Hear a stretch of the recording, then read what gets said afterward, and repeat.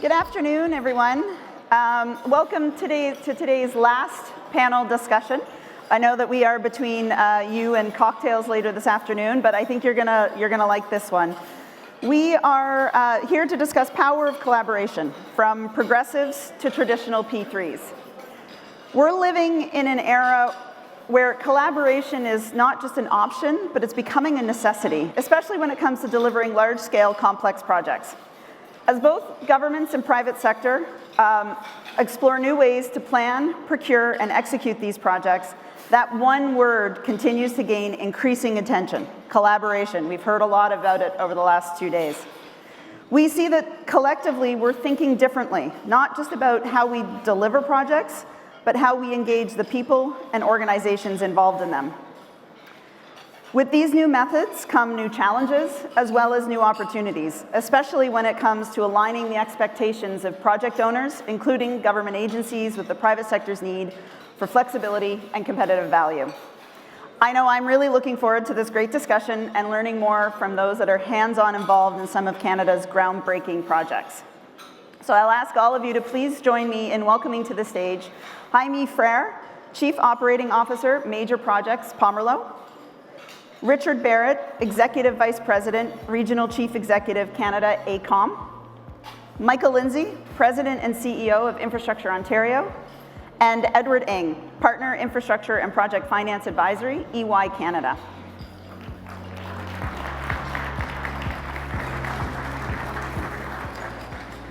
Hello, gentlemen. How are you? Good. Good. Thank you for coming and helping us close out the show.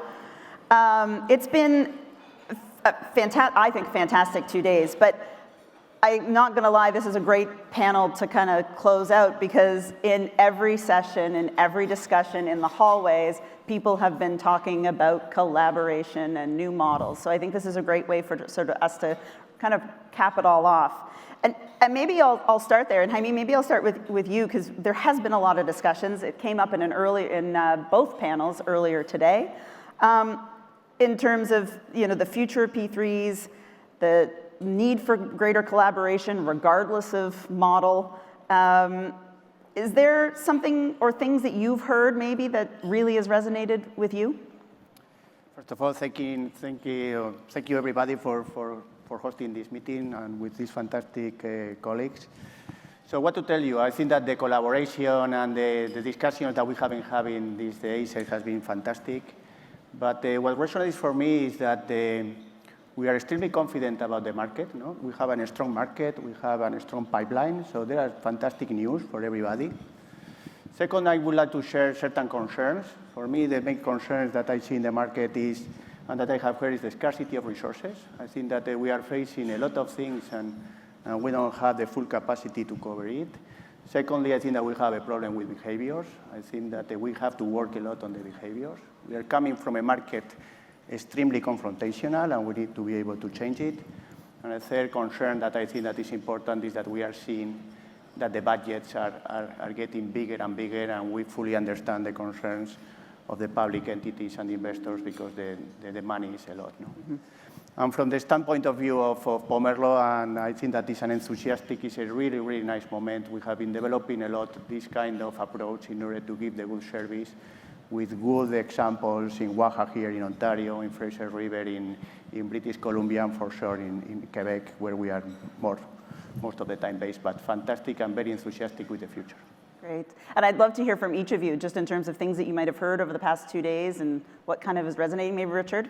Yeah, sure. Thanks, Lisa. And it's fantastic to be here. I've only been in Canada a year, and this is the second time that I've managed to get along to the conference, and very interested in hearing the conversations. Been hearing lots of things. We had an event finished at 11 o'clock. Well, I thought it finished at 11. People went home at 1 last night. But there was, so there was lots of discussion about the market and the collaboration. I agree with what Jaime's saying, that there is so much happening. It's one of the things that really attracted me to come to Toronto and to Canada. And but what I've heard is that people are really interested to understand scope, risk, to really understand the outcomes that we're driving to to be able to price that risk and get that certainty before we kind of lock things down. And I've certainly heard, that this has come about through some, I guess, some negative experiences that have occurred. And I can draw some contrast to Australia, because over the last 20 years, that's certainly been the case. There's been a few times where government owners in Australia have taken stock of some poor project outcomes and looked to innovate the delivery approaches, engaged with industry around that. And inevitably what I've seen each occasion come out of that is a need for greater or more collaboration as one of the key paths to getting better outcomes. So, Michael, how about, a different perspective being on the public sector side? I was going to say that those government owners, they'll get you. Look, thank you, Lisa, to the whole team at CCCCC. It's always great to be here. Look, I don't think we've talked about collaboration over the last few days so much as we've actually been collaborating over the past few days. And that's certainly the way that my team ultimately feels about it. I think this jurisdiction, when compared with others, is very fortunate that three things are true. Number one, we've developed over the last 10 to 15 years with one another a routinized, reliable, structured way to talk to one another about the projects that are coming and how we want to deliver them. And your organization, this organization, has been such an important part of that and continues to be. Second, we have elected officials, broadly speaking, across the Government of Ontario that actively take advice and listen as to what we think has to happen in order to achieve the outcomes that they want, which are these projects delivered in a timely and cost-effective way in order to benefit taxpayers. So again, the insights, the intel, not only through these sessions, but in the conversations that we have through this conference, they directly inform the kinds of things that we then go to talk to the Government of Ontario about in respect of imperatives for how we achieve what is an incredibly ambitious capital plan. And third, I think we have an ability, and this doesn't exist everywhere, to be candid with one another, right? Both on stage, whether structured as a debate or as a panel, I think that we get really to bedrock in respect of what collaboration genuinely means, and that's important.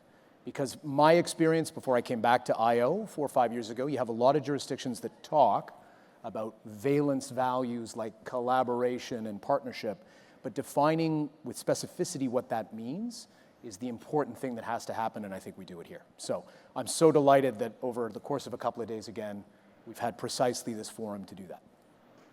How about you, Edward? I'd echo the same, and I'd probably just add that, we're probably still also working on kind of how best to collaborate. We've been talking so much about it, and there's just a lot now more discussion on, what tools can we use and what approaches can we use that can help enable us to be able to effectively collaborate. And when I kind of reflect off the last couple of days and I think about kind of the work that I do for public sector clients, there isn't a single conversation I have with a client when, even for early feasibility stages of a project, when we're talking about different delivery models, there isn't a conversation that we have that doesn't involve, should we think about progressive or other collaborative approaches?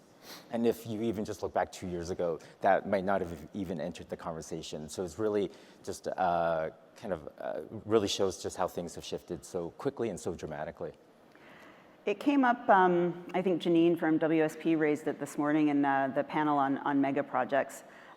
Just as, about definition, I was thinking, I'm the parent of 2 teenagers, and I know when I ask them to help me around the house, we have very different definitions of what that collaborative approach might be.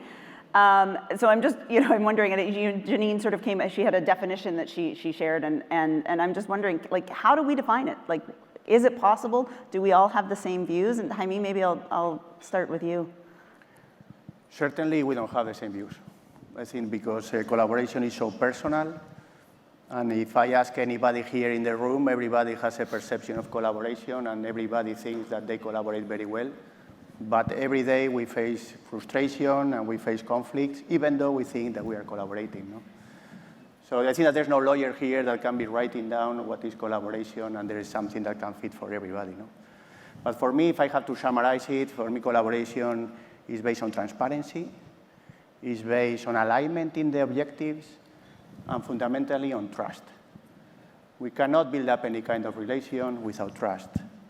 And as well, it's very important that collaboration, it doesn't mean that we get agreements on everything. Collaboration means as well with challenging the other part, with being able to have tough discussions, but under an environment of respect, environment that we are trying to find the best for project, and that we are trying to find the solution that match the expectations of all the stakeholders.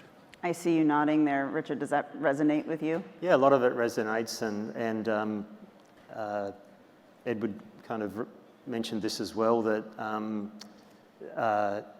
I think there's not a clear understanding or a clear agreement really on what collaboration is, and I think sometimes we think that the agreement says that it's a collaborative agreement, so therefore we must be collaborating, but it really is, it does, I think in terms of principles, I do see that it does require that, I'd expect to see openness, I expect to see trust, I expect to see, but the hard conversations, those robust conversations happening, but happening with a focus to getting to a solution, and not just a solution, but happening to also find ideas and innovations to actually get better outcomes. And I think we shouldn't lose sight of, you can set out a range of principles for it, but I think it's also important for us just to understand really and agree why we are collaborating, and that is to get successful owners, successful outcomes for owners, but as a principle, not just owners, to maximise value for all of the participants who are collaborating together in the project. So. Michael, maybe I'll turn to you, because I think what I'm hearing is there is a bit of subjectivity to the definition of collaboration. So, on your end, how do you sort of, as a procuring authority, look at to evaluate collaboration, and is it changing your processes, the way you work? Yeah, if you'll permit me, I'll come back to how we evaluate it, because I think that's something that's very specific, and I want to treat with it. But that panel this morning was exceptional. And as she almost always does, I think Angela really captured, right, what we think of when we think of collaboration, and it's almost indistinguishable from compromise, right? So we take a very tactical view of what it means to collaborate. And we're thinking mostly about, can we be honest with one another in respect of what kind of design we have for an asset, what the opportunities are to innovate, to change our base expectation about what kind of asset should be delivered. Can we be transparent, Jaim's right, about costs? Can we share information both ways about what the market is telling us something should cost in one of the most volatile times in recent history, while we specify with precision what our affordability criteria ultimately are? When things go wrong, do we get into a conversation immediately with an orientation around compromise vis-a-vis how we solve a problem and think about the legal and claims implications of that as we go? So all of that I would define as the kind of very tactile and tactical collaboration that we're aiming for. How we evaluate the presence of that with any counterparty is something, I will be honest with you, I think we're still learning about. Like the first phase of this from other jurisdictions, the bog standard answer was, collaborative behavioral assessments is what you had to do within procurements. You would put teams together, you would see what the dynamic looked like, and you'd have a third party write up if you had a collaborative dynamic or not. I will simply say that I don't think that has revealed itself to be an excellent way to assess whether collaboration, especially over a project with a gestation period of 10 years, is going to be present. So for us, what we have to try to do, I think, as a contracting authority, is think about, on the basis of revealed experience and the way in which projects have gone, how do we think about seeking out the right collaborative partners? And what does that mean about the way in which we think about the value on an RFQ submission to us of a project? And whether we're aiming for volume of projects done as a proxy for expertise in collaboration, or if we're giving ourselves more license to actually think about what the lived experience has been with counterparties. But I'll just say it's a very good question. You said that we are still on receive in respect of how do we think about, in competitive public tendering processes, having enough scoring and space to really value collaborative partners. Yeah, I think that evaluation piece is going to be really tricky. really tricky, right? I think that's going to take some time and probably some collaborative approaches to even get to a common definition, right? Edward, you do a lot of work with governments, across the country.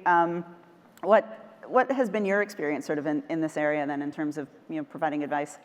Yeah, and I think what we're seeing a lot of, completely agree with what everyone has said, and Michael's comments about, how do you evaluate for it, but really thinking through beyond evaluating for it, when you're in those difficult, high-pressured situations, once you have your partner on board, how do you ensure that collaboration continues? So it's about creating incentives in the contract. It's like getting to that tactical level of like what tools do you and will you have in place in order to ensure that collaboration? So, I just think of often there's talk about openness, transparency, open book, all those sorts of things, but how is that happening? Is there a common technology platform that is shared and used by both parties, for example, where all the information goes so that it truly is open book, so that you can, when you're building up costs, you can see it at great detail, or when you're looking at individual risks and quantifying them, that all that information is transparent, discussed, and hopefully mitigated.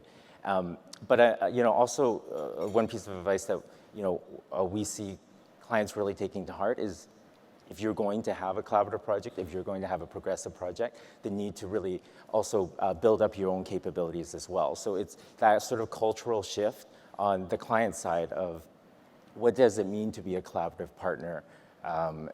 It's not sort of an adversarial approach, us versus them approach anymore. It's more about, how do we staff up? How do we make sure that we're working with them side by side through a development phase to come up with a solution and, hopefully both benefit from that process. So I think largely, and I haven't heard anybody say that they don't agree, but we all agree, I think collaboration needs to happen more, regardless of model. We are in the business of partnerships. We've got new types of models. But again, difficult to evaluate, difficult to have a common definition. So I guess maybe, Richard, I'll turn to you. From your perspective, are there factors that are limiting or undermining collaboration right now that we need to think about? I think there's just maybe some things from my experience that I see are really important for enhancing and really maximising collaboration, Lisa. And in the Australian context, the move to collaborative delivery models really started in the public sector 25 years ago. I've been fortunate to be involved with a lot of that journey on different projects, but it did start with an agency, transport agency in one state, to address issues in delivery. They looked to actually going to pure alliancing, and they had a number of early successes with that, including they actually took some existing design build projects that were not going well and transferred those into alliances, and ultimately got some better outcomes with that. But I would have to say there was a lot of skepticism about that and how that would work. But ultimately, the outcomes, I think, on an objective assessment were seen as positive, and that did progress across more broadly in the industry and across the country. And I would say with that, I think the owner's commitment, the owner's determination is really, really important, because I hate to say it's a journey, but you are going to learn along the way and get better at it, and need that commitment.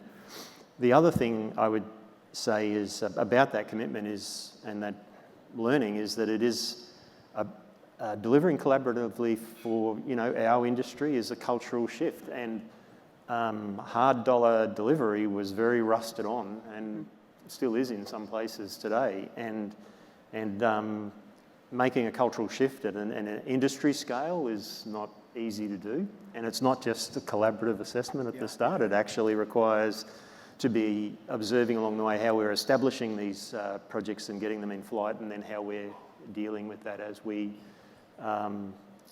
progress as well.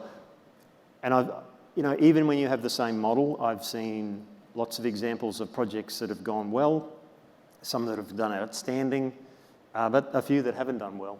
And one of the big factors I have seen in that, and have had this conversation a few times, ultimately, right, a lot does come down to, you can have a great model, but it does come down to people and how they work together. And I think the leadership in particular at a couple of levels, and leaders need to have technical skill, they need to have good project management skill and business skill, but they also need to be able to kind of move from a pure commercial focus to a stakeholder focus. And they need to be great leaders. They need to be able to, I think, just have high levels of authenticity and integrity and be able to motivate and work with complexity and with the teams that they're working with. So there's a couple of things. No, that's great. And Jaime, right at the outset, I think you highlighted some potential concerns, right? Are there things that you think need to be addressed to really sort of maximize collaboration? Well, I think that we need to be patient, no? One of the problems that we are having in this market is that we are now in a transition to a more collaborative approach. But we do really need to change the concept of that we are having people who manage contracts to people and teams who manage projects, no? Independently of the contract that you have, if you put people in order to read it in the way that you want to read it, you are going to have confrontation, no? And we need to ensure that people are looking at the project, no? But that is going to need time, no? And this kind of major projects that we are doing in a collaborative is going to take years, no? And the market and the public sector and the private sector, we had to give a chance to this to succeed, no? And in the resource side that we were talking a little bit before, I think that as well we need to change a little bit how we have built up the organization. No, we were discussing with Michael some weeks ago, no? We have building up organizations that are prepared for confrontation, no? And we have a lot of clients that are very well staffed to protect the contractual matter, no? Today we have to bring expertise at both sides of the table. The expertise has to come from both sides, public, private, working for solutions. And I think that this is going to require as well a change in the capabilities and capacities of the different actors that we are involved. Edward, what about you in terms of opportunities to really sort of maximize? Yeah, I think it's, it was one of the panels this morning, I think, that talked a lot about the cross-pollination kind of resources between the public and private sector, and that really helping to kind of optimize collaboration, just bringing the understanding from kind of either sides of the table to any sort of a discussion. I think that's key. I think there's a lot of talk about what sort of capabilities are available kind of externally, expertise that we can bring in to kind of build on these collaborative relationships where, there might be more mature markets that kind of deal with this regularly. I think that's important, but I think that also needs to be balanced with trying to build the capability internally as well. So, realizing that you can't always go out for the resources and capabilities that you need, and instead of trying to maybe just augment your existing resources with resources with the right experience. I think this morning, Alexandra and Angela, they had a really good marriage analogy, I think, talking about sort of the relationships in terms of, the partnership on both sides of the equation for a project. And maybe Michael, there's some element, I think, of what Edward just said that I'll pick up on, on your end, and I have a public sector background, I know how hard sometimes it can be to get the right people to see the draw into the public sector. So, how do you feel about sort of skill sets and capacity to really sort of do these new types of approaches or different ways of thinking about things? A critical strategic imperative for us, and has been for the last 4 or 5 years. If you've heard me speak before, I think in any fora, you would have heard me say, it keeps me up at night. I want to nod at the reality of what Jaime has said. The organization was incredibly, incredibly talented and has been for a long time, Infrastructure Ontario. And by the way, the cross-pollination that you referenced is visible in front of us, right? In respect of the alumni who have been on both sides of that question. But the organization was built primarily to manage commercially contracts that were in force. And so as we started to take strategic steps to introduce new models, 100%, it was the key question that was on our mind: how do we go and get the relevant expertise to be able to inhabit new models. And in point of fact, I know other jurisdictions have made a different choice, but for me, I actually thought that at least initially it was somewhat limiting of the models that we could ultimately use. It felt far more natural and far more possible for us to take steps towards the progressive models that we've introduced than to go all the way to New South Wales was and England was and start to deliver everything via an alliance. Mm-hmm. Both because I didn't think the plumbing of government was ready for that, nor did I think that we had the competencies to do it. Now I think we have spent 4 years reorienting, if I could put it this way, culturally as well as on a capability basis, IO. And I'm so proud of my team that's here today for having achieved that evolution. And to your point, having used it for real success on a variety of projects, no matter what kind of contract we were using, right? I think that journey continues for us. And alongside the capabilities has to be the right permissive type of relationship that we will have with the government of Ontario, who, as I say, trusts us, to make sure that we have real delegated decision-making and authority, not only to make choices quickly when things go wrong, but frankly also to make definitive choices in order to move projects forward. One of the big things that worried me when we first went to progressive models was, were we going to create a cycle by which it would be very difficult to ever put a pin in a project? Say, okay, now design is done. I think we've done that reasonably well, but we need to continue that kind of logic. And it's not just the people that are in-house to IO that have to embrace it. It's also the various technical advisors and third parties that we rely upon, who are indispensable to us to actually advance these projects. PDCs and TAs and legal services, all of that also has to be structured in the right way so incentives are aligned. So you'll continue to see us taking steps to make sure that those partnerships are predicated upon incentives that try to align people to project progress, as opposed to time and materials.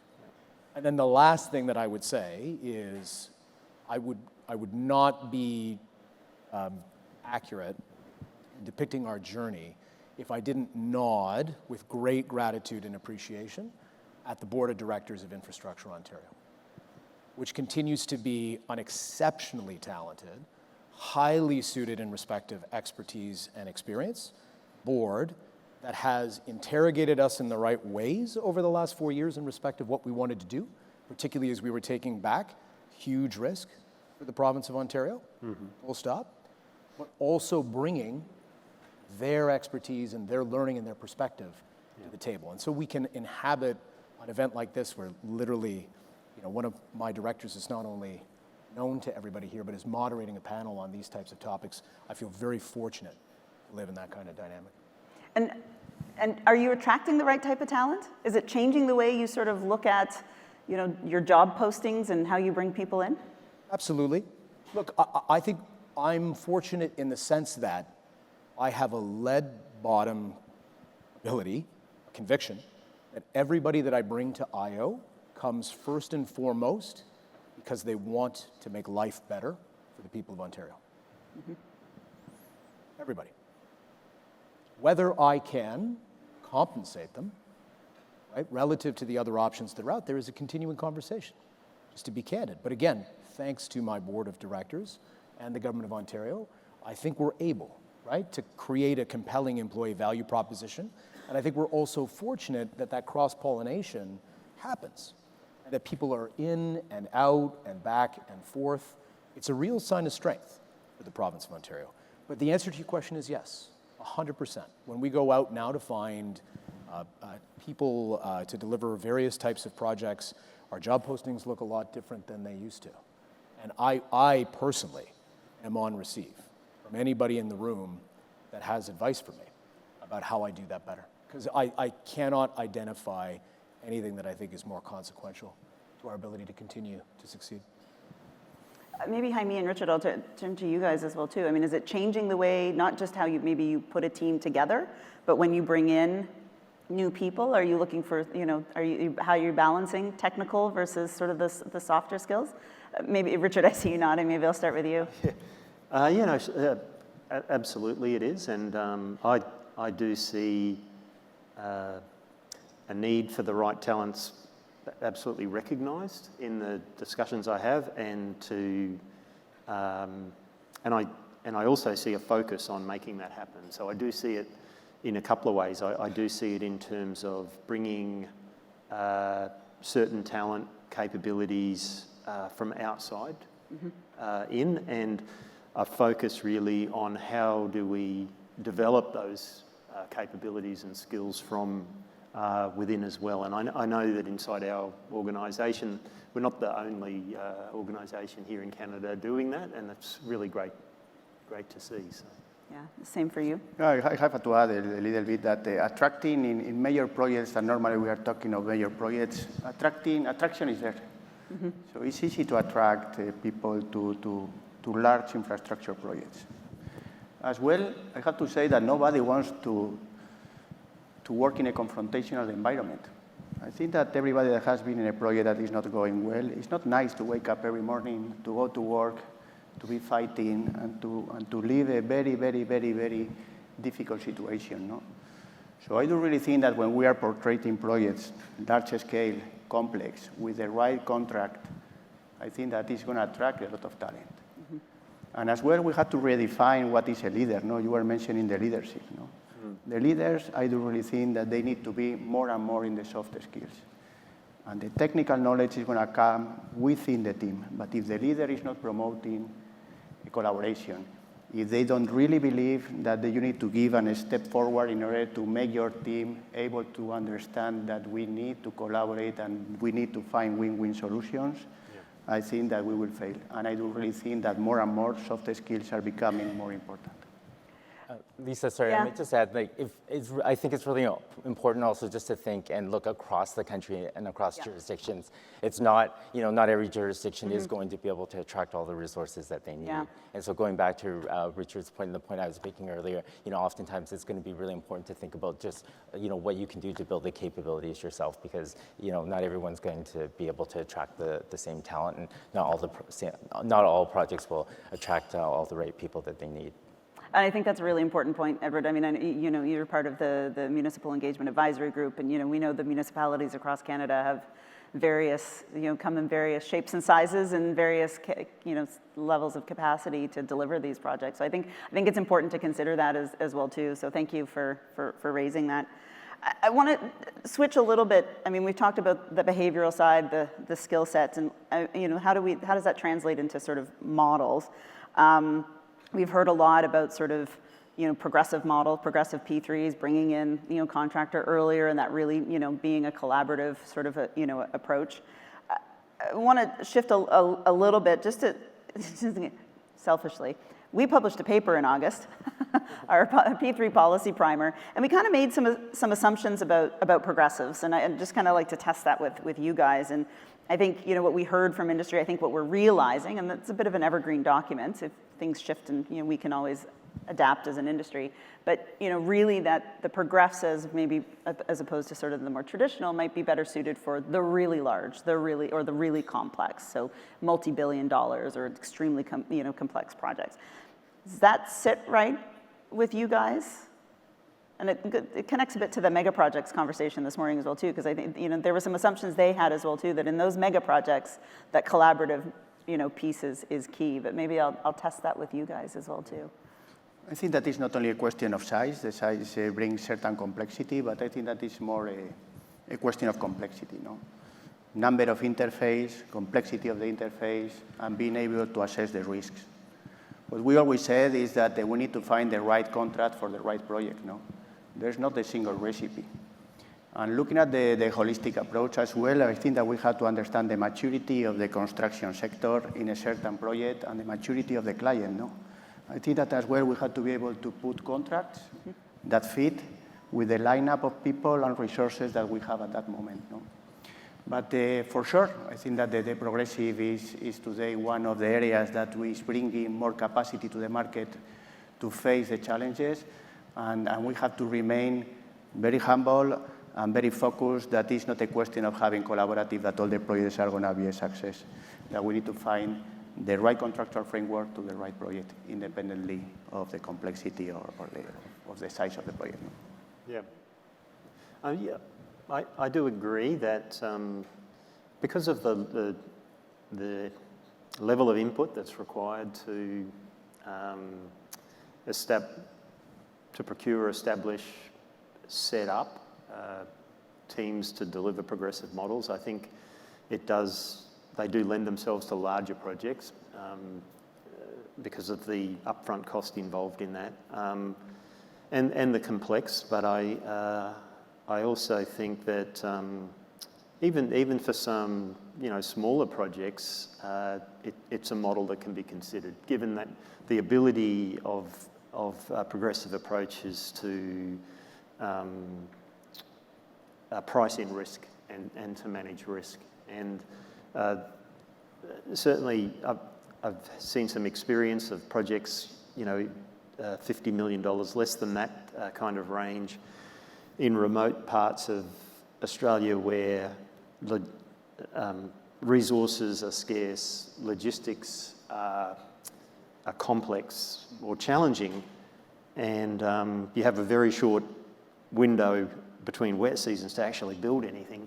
And these types of progressive models have been successfully applied in that type of environment, and I'm sure there's similar things here in Canada where that could be considered. So I'd certainly keep that on the playing field. And Michael made the comment earlier about when looking at the right approach here in Ontario and deciding on the path forward and what was selected. And I think it just comes to models, because I do think we actually, when we talk progressive, there are a range of models that can be used. And I think we need to really think about each of those, how much of the risk is allocated, how much of it is mutually owned and managed as an example of that. So, yeah.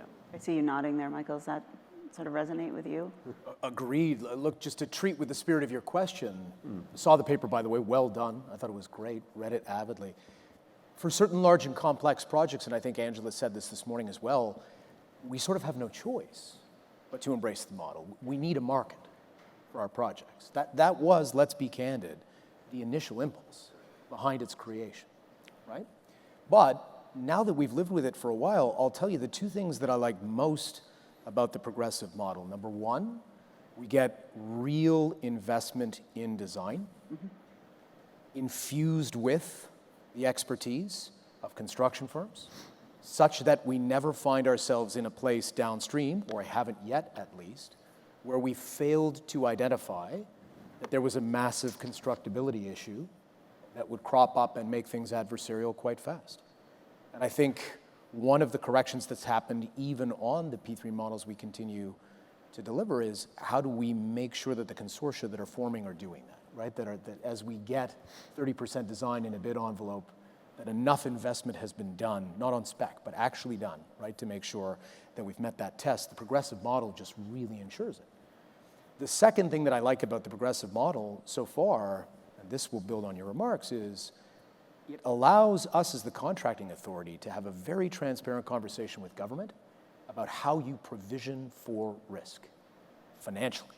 And that's critical, right? And it's very different than what the approach used to be of applying 5 to 10% of the design and construction costs of a job as being the contingency, and not even having that be funded, having to go back to government and Treasury Board to ask for those dollars. Through the progressive model, it's a little bit the plumbing of government, but I think it's important, we're now able with real precision to say, okay, probabilistically, if this risk hits, what is its cost to government, to bake that into the total project cost, and then to have a funded contingency associated with it, which makes it far more possible for us to make those decisions quickly with delegated authority. So there are many jobs that might be large or small, for which I think both of those things can be very important. I think CCCCC is right that disproportionately, at least to date, where we've really tried to apply these models is on large and complex projects. Yeah. Edward, I mean, you've talked about the capacity issues in jurisdictions across the country, but is size and complexity something you think about as well too when It is, working and with it's the other something governments? that, especially if I'm putting my municipal advisory group hat on, like it is something that we think about, and it's something we address even in, and here's a plug for the tools that were published last week, but the municipal guide. But it is really something that we encourage our clients to think about. So for me, I tend to agree with the idea that progressive, at least right now, as we're still trying to figure it out, is more suitable for larger or more complex projects. You think about the resources that are required from the public sector to be able to cooperate and work in the spirit of what is intended by progressives, and it does require a lot of resources, talent, people, energy, and so if they don't have that, it's really difficult to, I think, contribute effectively in a progressive environment. So that is definitely something that we think is important to keep in mind. Yeah. Richard, I mean, I think maybe, you've come to Canada, you've got experience internationally. Progressive P3s seems to be uniquely Canadian, at least in name, at this point in time. Is there stuff we can be learning from other countries that are doing similar types of things? I think. Well, my experience is Australia, a bit in New Zealand before coming here, and I see a lot of. I actually, in that P3 space and progressive space, particularly your question there, I see a lot more similarities really than differences, and it's not surprising because Australia does look to Canada for experience in terms of how to deliver successful P3 programs. There's a lot more that happen here in Canada, and Australia really sees Canada as a kind of global leader in this space. And the flip side, I know that in the collaborative delivery, some of the experience and the development of that in the industry in Australia has been shared here with Canada. So a lot of shared knowledge, a lot of similarities. I don't think there is one, even when you took a progressive model, one model, because the other thing I see that's similar is they're both big countries, and the adoption and the adaptation of the models used it differs where you go. And I think both countries use really robust market sounding with industry in making decisions about that procurement.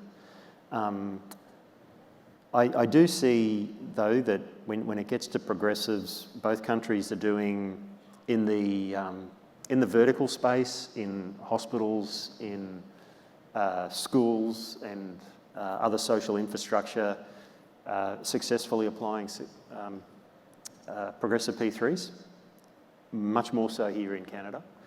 But when you get into that linear infrastructure space, the scale of the projects and the complexity of those projects, I just see both countries are really kind of giving robust thinking to what is the right place for us to utilise a progressive P3 model. And just speaking from the Australian experience, there have been a couple, and I think the approach has really been to focus on more defined, large but defined components of scope, where I think owners see more of an ability to compare apples with apples, and where they, I think, sort of think the risk is more contained, and so they've been large tunnel components, sometimes with station components incorporated into those. So, and the challenge as the complexity gets bigger is the cost of running a competitive progressive procurement with two proponents through to getting to a financial position. So I think that's really about solving how we balance competitiveness with fairness and getting good value for the public, the best public outcomes with the cost involved, really. Yeah. Jaime, are you looking at international examples in terms of how you do things at Pomerleau? In Pomerleau, we are trying to to focus on what we have in Canada. I think that the pipeline in Canada is enough in order to stop thinking about other markets, no? And for sure, we have international experience, and we are learning from other countries. But everything I think that is based on having the right model or the right project. So very made in Canada. And yes, and I think that because in the moment that you put the line of a contract, now you have to live in the line. And engaging with the market, engaging with the reality of each project. You were mentioning remote areas, not remote areas, in the middle of the downtown or not. We need to find the right contract model in order that contractors, the private sector, can evaluate the risk properly and can have a successful project for the client and for the rest of the people that are involved. No?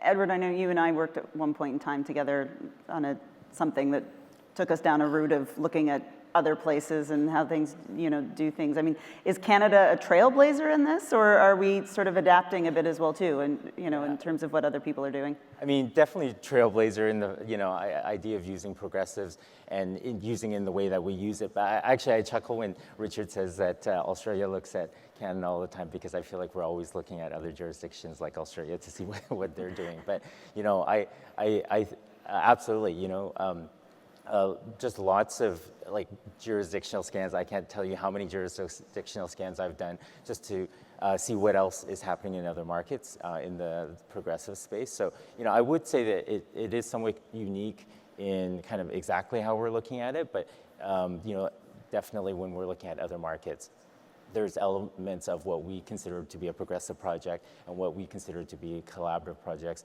in other markets. And even when I look south of the border, I echo Richard's comment about other jurisdictions looking at us. Certainly, we know a lot of the US projects are looking at some of how the projects are going to play out here before they implement south of the border. I know, Michael, you guys talk often as provincial governments and procuring authorities across the country. Are you having the discussions with your counterparts here and in other countries as well too? Indubitably. And look, again, CCCCP plays such a prominent role in that. But, even in the space of today, thanks to Mark and Corey and others that we've been talking to quite actively, I think that that's the other thing that we've got going for us. It's back to my 3 things that I started with. There isn't a lot of jealousy as between Canadian jurisdictions in trying to share the lessons learned about how these models are working, notwithstanding the fact that, let's be honest with one another, we live in a continental market for infrastructure services, and we are each other's competition to some extent. So again, I think that that is something that's precious and very important about the way in which we're able to conduct our business, and I just can't say thanks enough to the other jurisdictions that share with us. So, there's the behavioral side. We've talked about that. We've talked about sort of how progressives are. It's a new procurement strategy really to get to an end result. Are you, now that you're embarking on these new types of models, are you taking those lessons learned and then translating them back into sort of the more traditional P3s as well too? Maybe Michael, I'll start with you.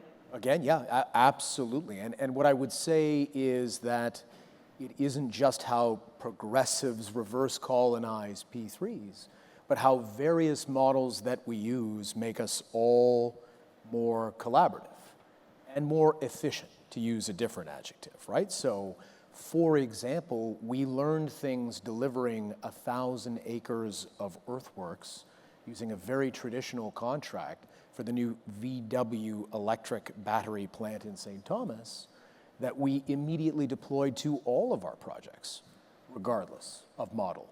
Mostly in that case, for what it's worth, about alignment with local municipality and the permitting that goes with that and how to expedite some of that stuff.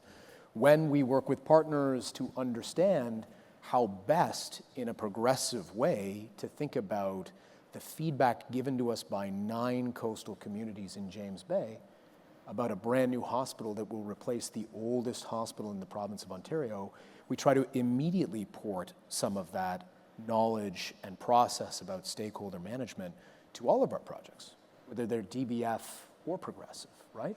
But yeah, I think the most tangible way we're probably doing that will be most familiar to people in the room is when we learn something about the market's appetite for risk and the way in which they think about where that risk needs to sit and how it needs to be managed. That's one of the most tangible ways. that I would argue, that progressives are now having a real impact even on the DBFs that we're putting in. Yeah, Jaime, is that happening with you guys as well too? Are you taking the experiences from one project, one type of model, and then translating that into other projects, other models? Absolutely. I don't want to repeat, but all the companies and all the different contract models are bringing good experience, bad experience. And I think that the intention of everybody is trying to be more efficient. What we want is to find successful ways of delivering projects for everybody. And for sure, the lessons learned that we have been having is fundamental. Michael was referring to the WAHA project that we have just started. And I think that this is a very good example of collaboration, of understanding the needs of the communities, understanding the needs of the client, and working from the moment of the conception to find a win-win solution for everybody. Absolutely. There's a couple of questions from the audience. I might turn to one, because one is interesting, because we've talked about skill set, capacity, hiring new people, building within the team. There's a question here about what governance can clients put in place to ensure collaboration with their partners. So there's the people aspect, and then there's all how you all organize yourselves. So are there some things that are changing in the governance side to encourage it? Well, I talked about the indispensability of good oversight, and we certainly have it at IO. That matters. Look, let me hum you a verse on one other governance-related theme.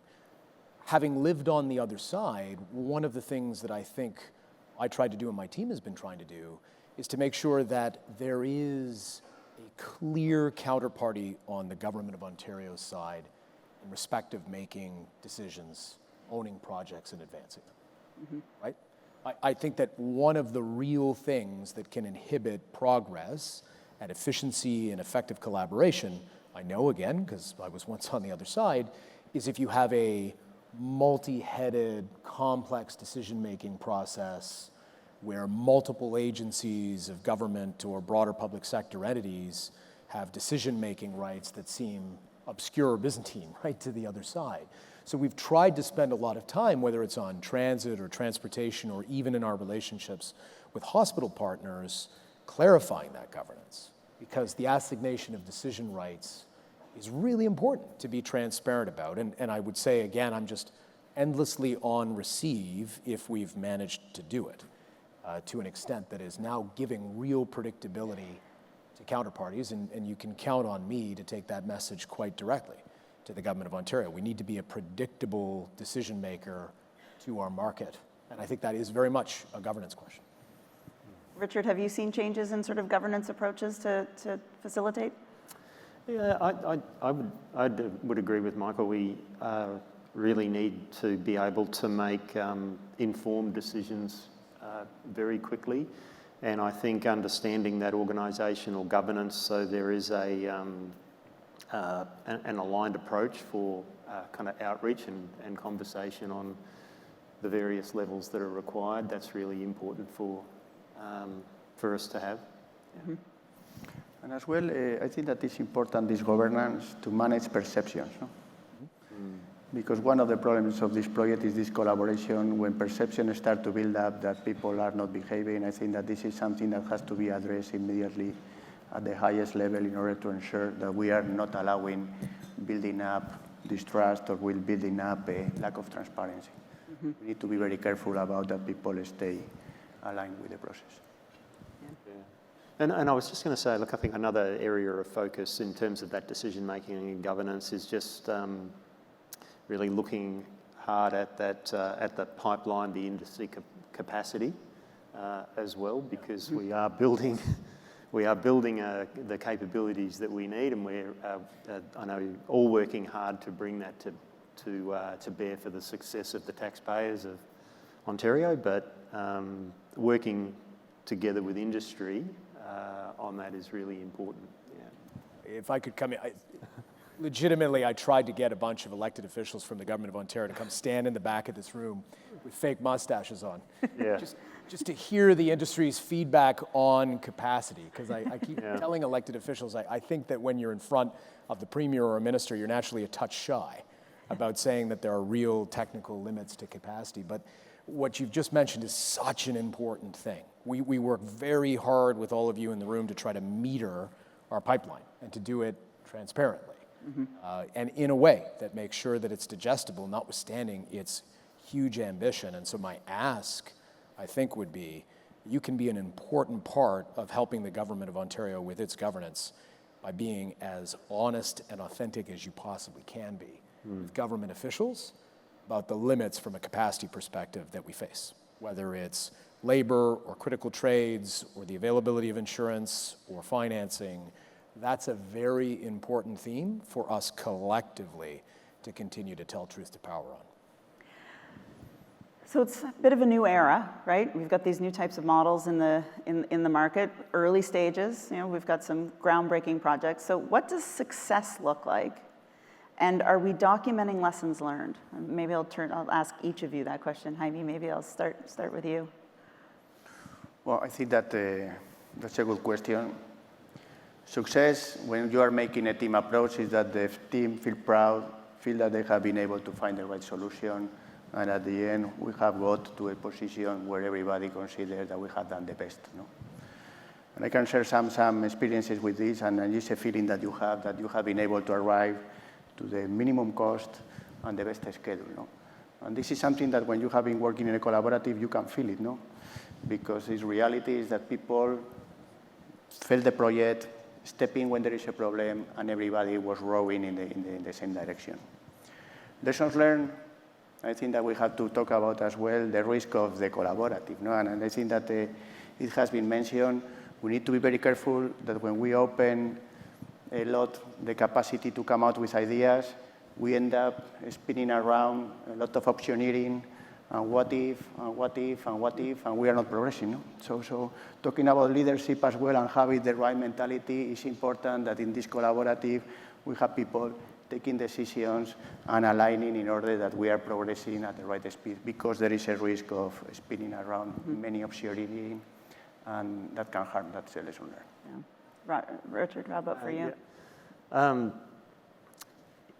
agree. Absolutely.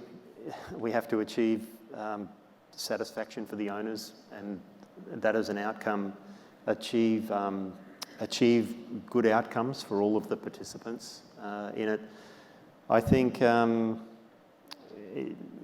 success looks like building positive relationships, more positive relationships across our industry, and I would say avoiding, eliminating commercial disputes, commercial claims, and time spent on that. I think,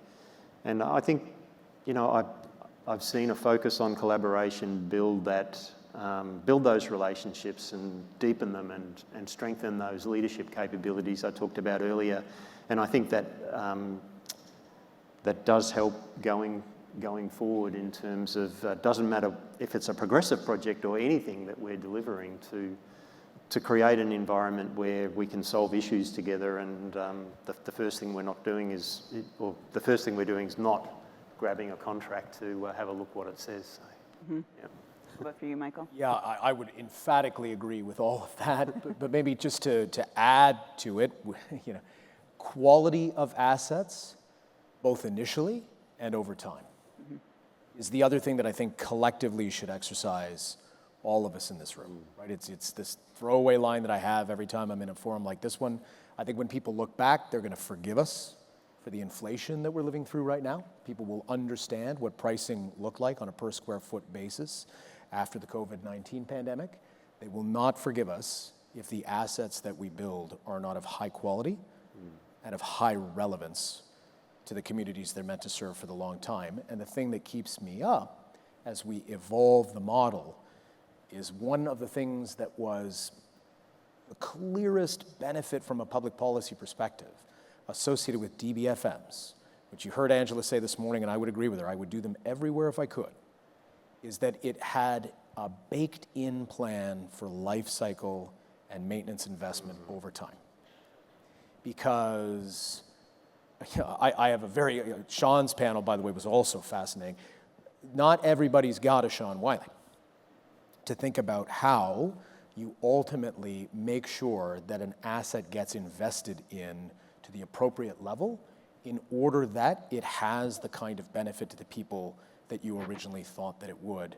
And we have to try to find ways, I think, of making sure that as we evolve these models, that we have enough in there to continue to incentivize all of us to make sure that these assets, really for 7 generations, are what they need to be to the people of Ontario. I think, Edward, our advocacy, how we go to municipalities and convince them that these new ways of doing things are going to work. What does success look like for you in that context? At the risk of oversimplifying, I think success in Progress is projects that actually get done and completed. And that is an oversimplification, and I think how different parties might look at and measure that success might be different. So for a public sector party, it might be looking at how do we assess value for money when it's a successful progressive project. Can we use the conventional approaches with traditional P3s to assess value for money, or do we have to do it somewhat differently? On the private side, it might be, are we no longer kind of blindly pricing risks? Are we better understanding risks and doing the due diligence that we need in order to price effectively? That might be how they measure it. But I think at the end of the day, it's if the project is getting done, to me, I think it's a success. Through all these panels, there's a lot of talk about Progress as being just another tool in the toolbox. And if it's going to be a tool that's going to allow a project to get done, to me, that's success amongst all the other tools that we have. Right. I want to thank the 4 of you. It's great. I mean, it feels a little bit like we're embarking on a new fun adventure collectively as an industry. So, we've got some early moving projects, and we'll see how those go and what we can learn from them. But I think what's fascinating as well, too, is the impact it's having in terms of how we think about our own behaviors and even more traditional, P3s. Because, as I said, the topic of collaboration and progressives, I mean, it was throughout the entire 2 days. So thank you very much for your insights. Really appreciate it. Thanks to you.